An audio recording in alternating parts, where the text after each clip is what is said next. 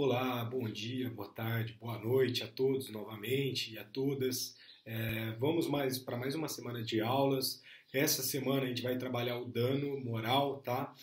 Na sexta-feira passada a gente trabalhou o dano patrimonial, esgotou o dano patrimonial. Óbvio que tem várias nuances que a gente não adentra, porque se tratando de graduação, tem muita coisa que a gente poderia explorar, mas a gente se resume ao que concursos públicos, ao que o exame da ordem se limita a cobrar, tá? Então, se alguém tiver mais interesse de se aprofundar no tema referente a dano patrimonial, e hoje, de maneira específica, que a gente vai colocar, por exemplo, para vocês, a conceituação do dano moral. A conceituação do dano moral não é uma coisa simples, é uma coisa extremamente difícil, é uma coisa que até hoje não se tem uma conceituação legal, enfim. Cabe à doutrina, cabe à jurisprudência tentar trabalhar uma conceituação. Então, seja ali na parte do dano patrimonial, seja agora no dano extrapatrimonial, vocês constatarão que de fato existe uma complexidade enorme, mas a gente vai trabalhar pontos concretos, específicos, que tendem a cair, por exemplo, no exame da ordem. Tá? Então, se vocês possuírem o interesse de se aprofundar mais no tema, vocês falem comigo, que aí eu indico uma bibliografia mais direcionada para vocês. Nossa matéria de hoje é uma matéria que vai acompanhar a gente pelos próximos dias de forma provável, é o dano moral, tá? O dano moral é algo que parece ser extremamente simples, até mesmo pessoas leigas tendem a crer que tenham um conceito de dano moral ali consigo, mas querendo ou não a gente vai verificar que o dano moral não é tão simples assim, é uma coisa extremamente complexa, é tão complexa que as posturas dos tribunais, de uma maneira geral, não se atentam ao dano moral de forma concreta, tá? Existe uma interpretação um pouco confusa do que seria dano moral, então a gente vai tentar explicar para vocês do jeito que dá e com o tempo possível como que seria o dano moral, suas espécies, enfim, vamos trabalhar então, tá? Antes de a gente adentrar o tema do dano moral e a sua conceituação, a gente vai passar por um breve histórico, tá?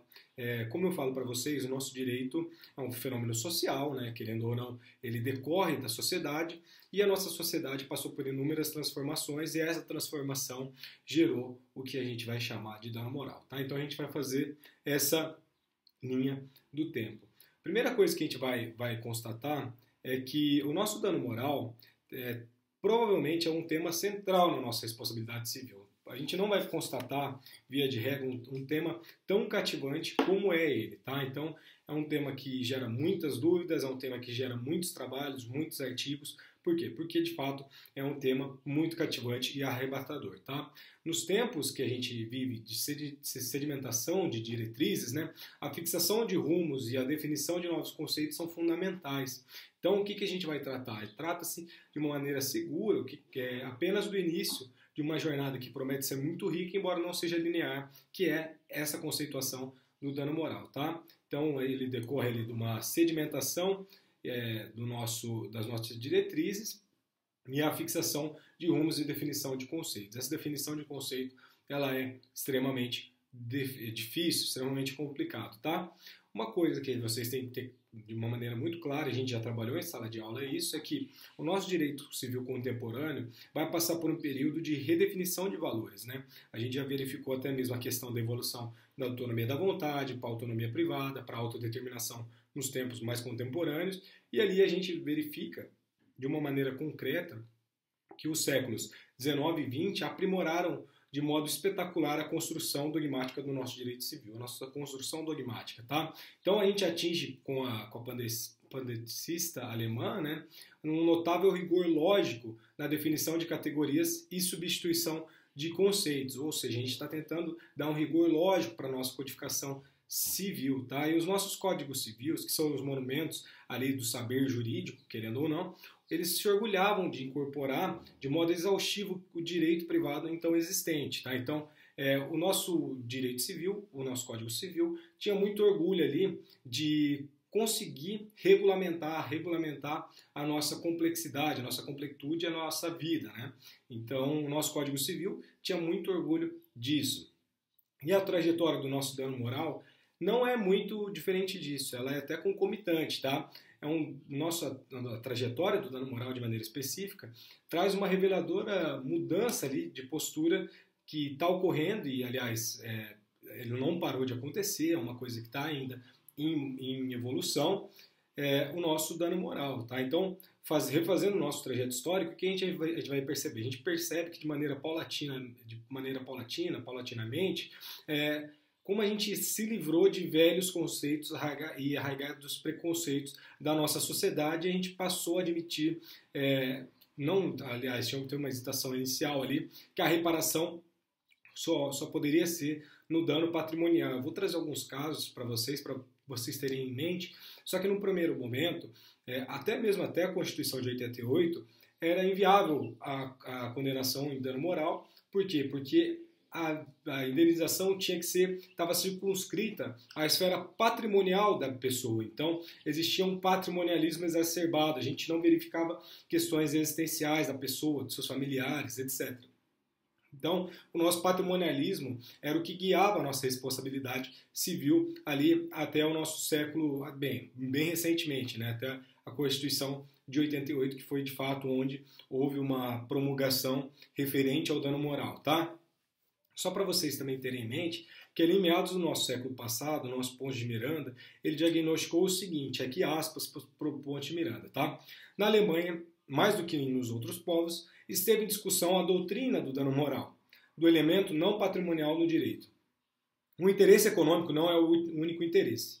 Outros há e não só são de somenos importância. O Código Civil alemão foi para Joseph Roller o caminho, o degrau para a futura evolução do ressarcimento do dano moral. Então, aqui na Alemanha a gente teve essa evolução para afastar, né, mas trabalhar de maneira conjunta o nosso dano moral com o nosso dano patrimonial, tá? Então, além do nosso elemento não patrimonial, junto, claro, com o elemento patrimonial. O nosso direito civil na atualidade, ele possui uma postura muito mais aberta e plural. Tanto é que a gente trabalha ali com direitos, situações jurídicas, né, que são direitos até mesmo às vezes não positivados, não inexistentes, direitos subjetivos, e mesmo assim a gente consegue evoluir de maneira da jurisprudência, na doutrina, acerca de eventuais direitos não promulgados. Então, a gente tem uma postura hoje muito mais plural e muito mais aberta.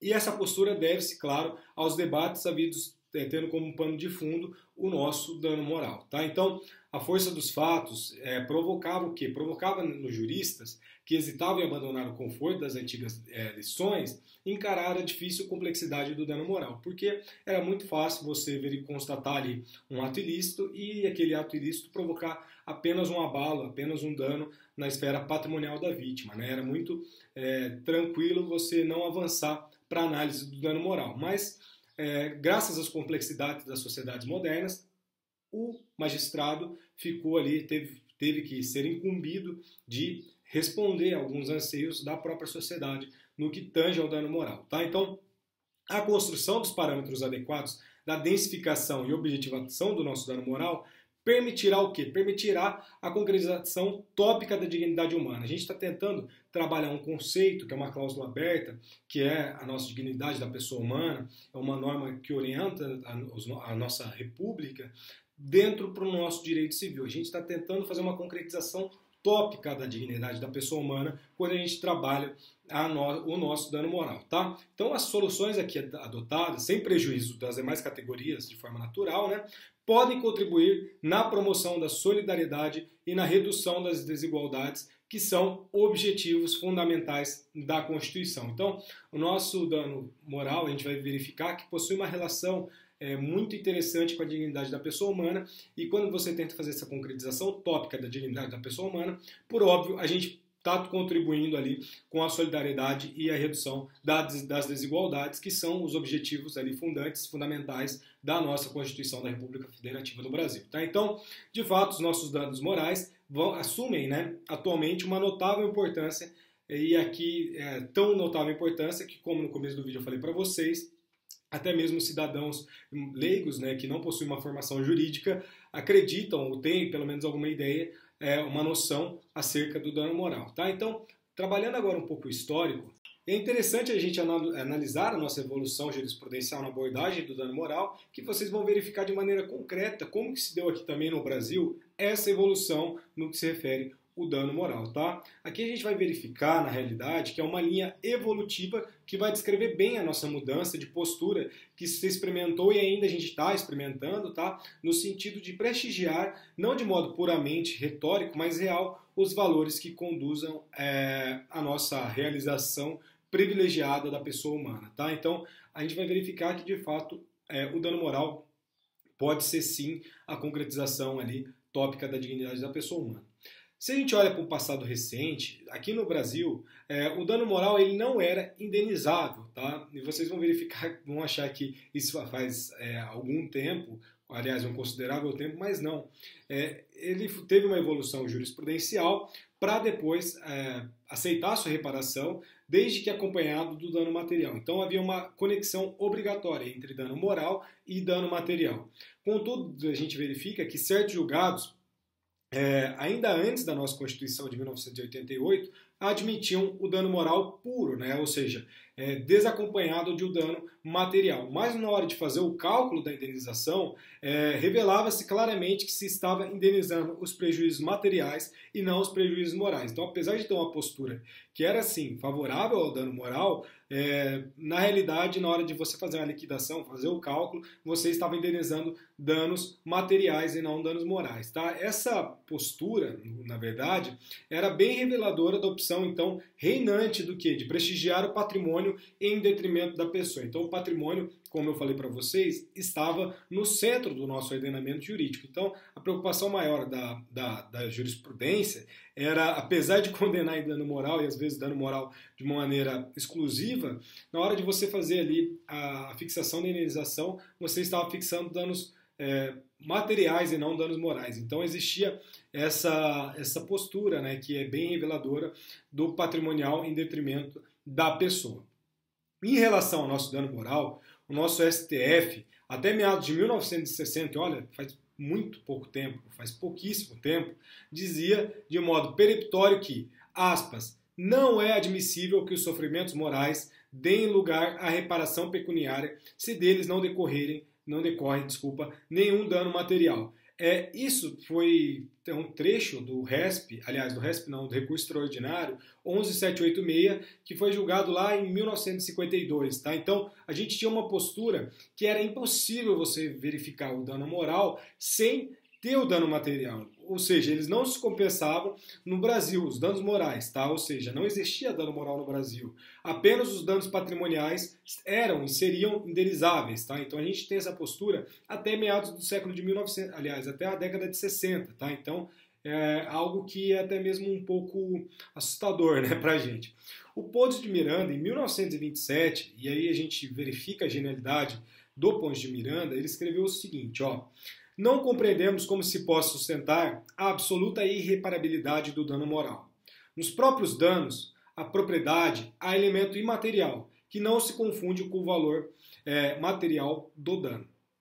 Que mal entendida justiça é essa que dá valor ao dano imaterial ligado ao material e não dá ao dano imaterial sozinho. Ou seja, o Pontes de Miranda está fazendo uma consequência lógica aqui. Tá? Então, se A não é B, B não é A, como é que A vai ser B? Tá? Então a gente tem essa postura, essa decorrência lógica. Ou seja, se a gente tem o dano imaterial sendo julgado procedente junto com o dano material, por que o dano imaterial não pode ser julgado de uma forma autônoma, né? Não ser julgado sozinho? Então, que justiça é essa? Que justiça não lógica que é essa? Então, além disso, e aqui continuando com o Pontes de Miranda, o mais vulgarizado fundamento para não se conceder a reparação do dano imaterial é o de que não seria completo o ressarcimento. Mas não é justo, como bem ponderava Joseph Kotler, que nada se dê somente por não se poder dar o exato. Ou seja, existe uma crítica ferrenha em 1927 do Pontes de Miranda acerca dessa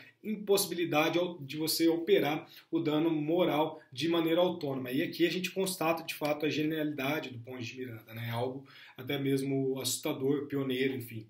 Ele era complicado, ele era bravo.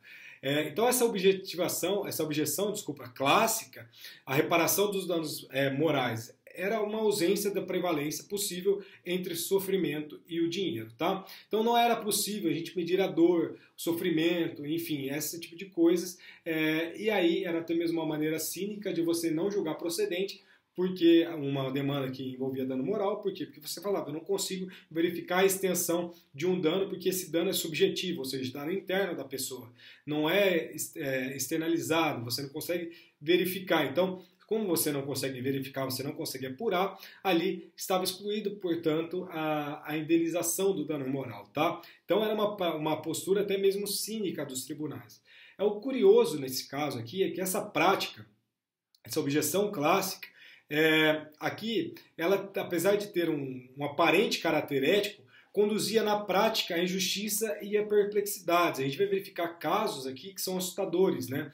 Por exemplo, um animal morto, antes de você poder ali indenizar a pessoa pelo dano moral, um boi, um cavalo, por exemplo, recebia, em tese, tá, uma indenização maior do que uma pessoa morta. Isso é bizarro para os tempos modernos, tá? Pois em relação à pessoa, o nosso Código Civil de 1916 restringia a reparação às despesas do luto e do funeral, tá? Então, a gente tinha essa postura dentro do nosso Código Civil de 1916, portanto, um boi ou um cavalo provavelmente receberia uma indenização, via de regra, tá, maior do que uma pessoa morta, tá? Um outro caso para mostrar que, apesar dessa postura, que em tese seria um comportamento ético, mas gerava uma perplexidade, uma incongruência, uma injustiça muito grande, era o seguinte: se os pais tivessem nenhum filho menor morto em um acidente causado por outrem, né, eles receberiam apenas o quê?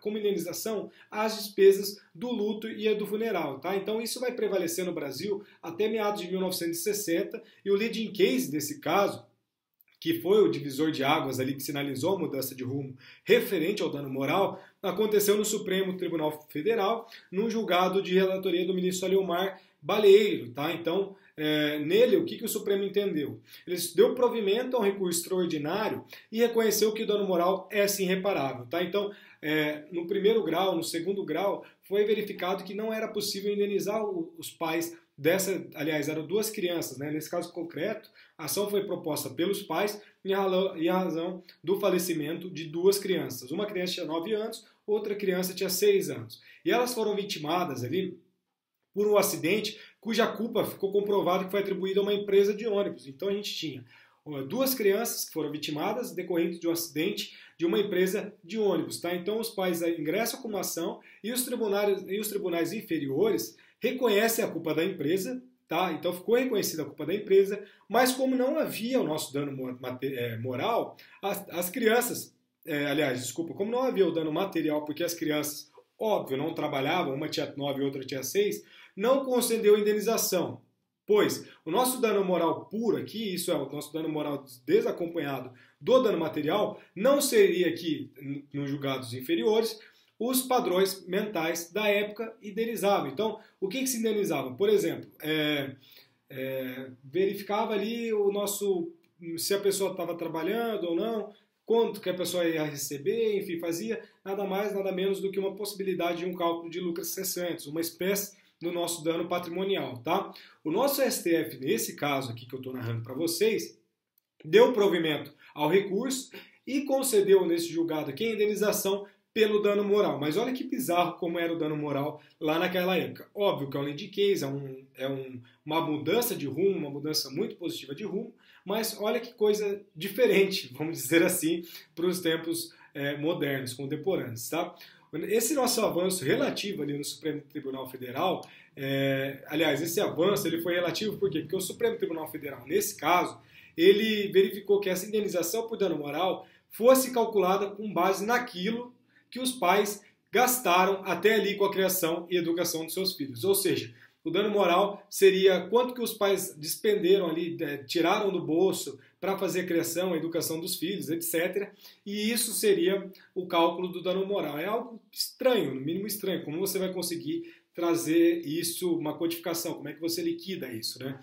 Então a gente tinha essa postura, foi o primeiro caso, vamos dizer assim, do Supremo Tribunal Federal, que é um lead case, que adotou essa postura aí de poder sim a indenização por dano moral, tá?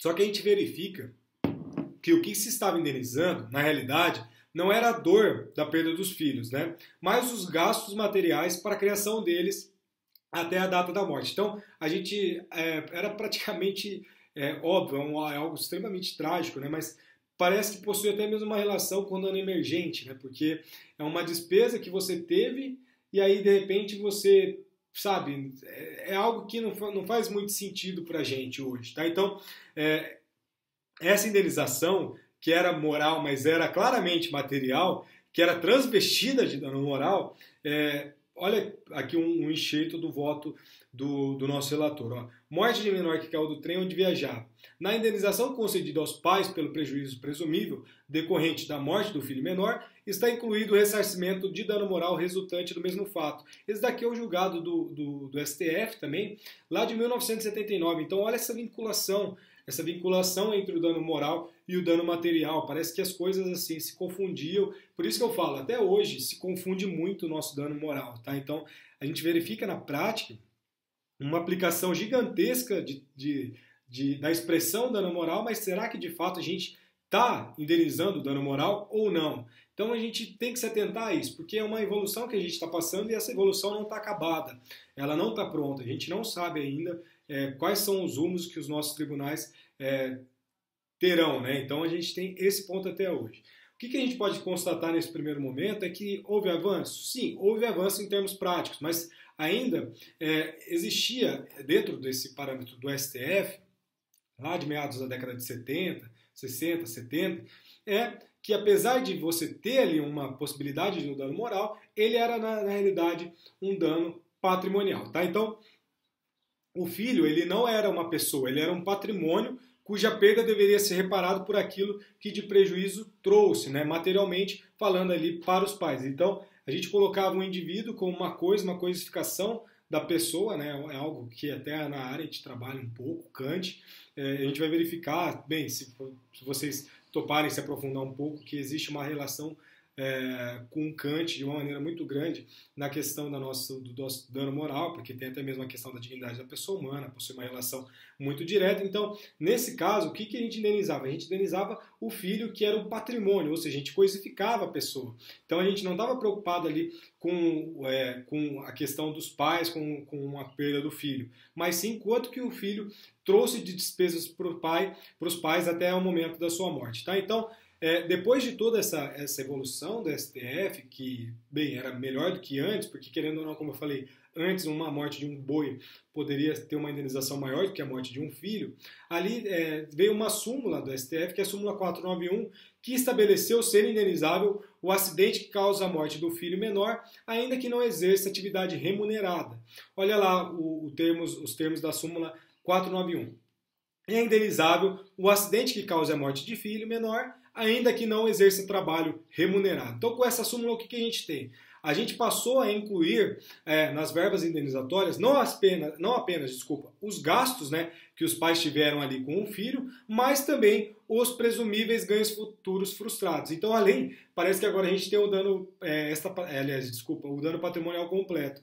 Se a gente pode comparar a primeira postura com o lucro cessante, agora a gente tem, com o dano emergente, agora a gente tem uma postura de lucro cessantes. Tá? Então, a gente verifica os presumíveis ganhos futuros. Então, a gente indeniza o que os pais gastaram com o filho até o momento da morte e os possíveis ganhos futuros. Tá? Então, a gente perpetuava o quê? A subversão axiológica com a prevalência da lógica econômica sobre a existencial. Então a gente ainda era muito patrimonialista e acho que fica muito claro isso para todos. Né? Então, na medida em que essa morte da criança, do ente querido, era reduzida a uma presunção de perda de renda pelo núcleo familiar. Então a gente estava preocupado ali com o prejuízo de renda familiar e não de fato o prejuízo existencial que causava aquela família. Né? Uma ferida à dignidade da pessoa humana, daquela família, daquele núcleo familiar, e ficava se preocupando somente ali, estritamente, com o nosso dano patrimonial. Era algo que era uma subversão, sim, axiológica. Tá? Então, a gente tinha essa postura.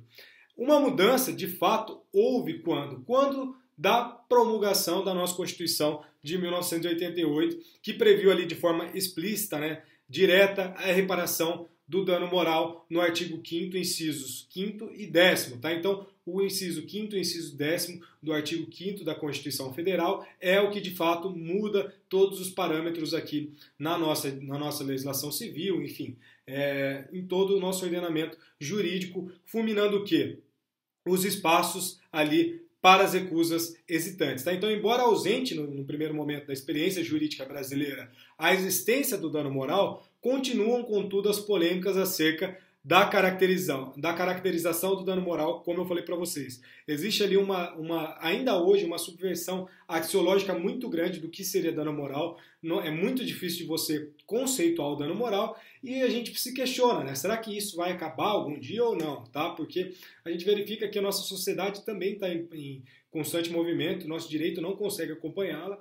Tanto é que eu falei para vocês já nesse vídeo de situações jurídicas existenciais, que ali é uma ausência de um direito subjetivo, mas mesmo assim a pessoa tem que ser tutelada pelo Poder Judiciário. Então a gente se questiona, né? Será que de fato um dia vai acabar essa discussão, a discussão da caracterização do dano moral ou não?